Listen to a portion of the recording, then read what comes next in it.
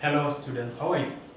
Now today is a good day that I would like to take you through phrasal verbs. Now first of all, let me start by giving an explanation of what a phrasal verb is or what phrasal verbs are.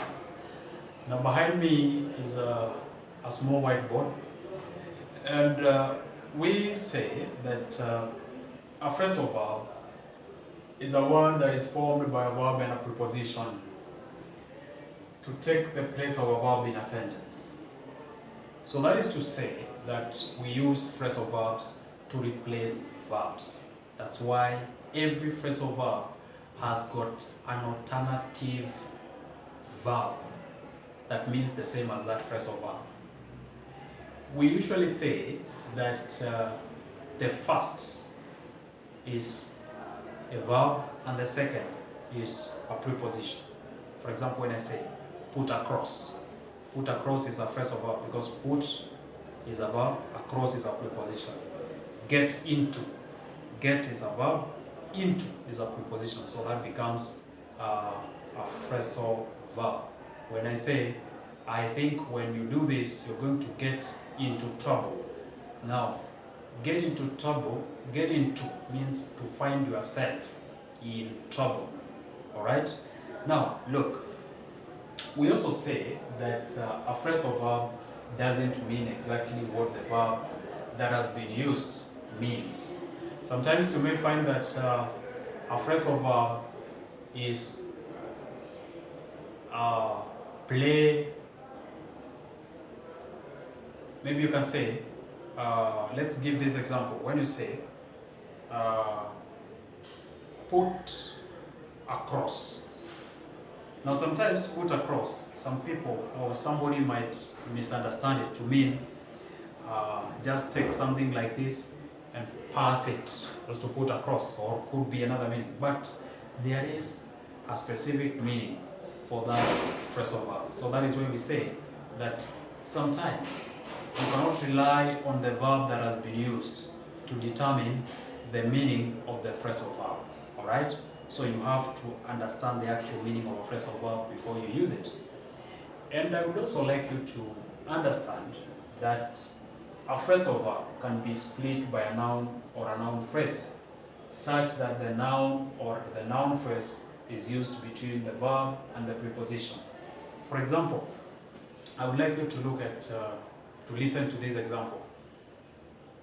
When I say, I have an important message and I want to put across this message. So put across is a phrasal verb. So I can say, I want to put across a very important message. Alternatively, I can also say, I want to put a very important message across. I want to put a very important message across. What does that mean? That means that now a very important message is a noun phrase. So it comes in between the preposition, the verb put, and then across comes as the last bit of it. So you can split a preposition, or you can split a verb and a preposition using a noun phrase or a noun. That is what we mean.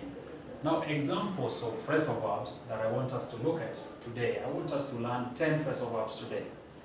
Number one, a good example is this: look at. Now, to look at means to stare. For example, when I say, look at me, I mean you are gazing at me, or you are staring at me. Look after. To look after means to take care of. For example, I tell you to look after my baby. Yeah? Look after the whole person, or look after an elderly person. That means you take care. Another example of phrasal verb is look for. To look for means to try to find. For example, when I say, I'm looking for my pen, I'm looking for my money, I'm looking for, you're trying to find.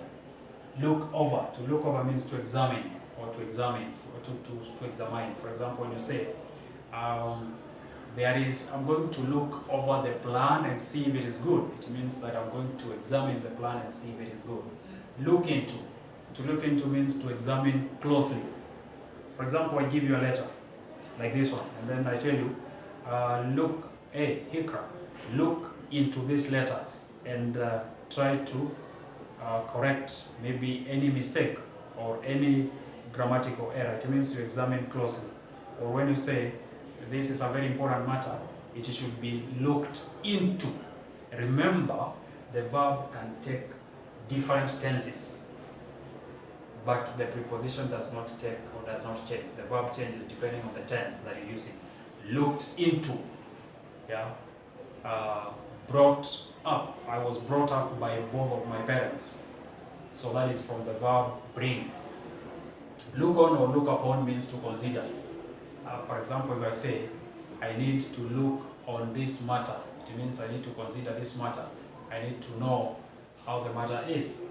And then look down on or look down upon means to have a low opinion of somebody. For example, we say, the rich look down upon the poor. They look down on the poor. They despise. They belittle. You see? Look up to means to respect. For example, I look up to my elder brother.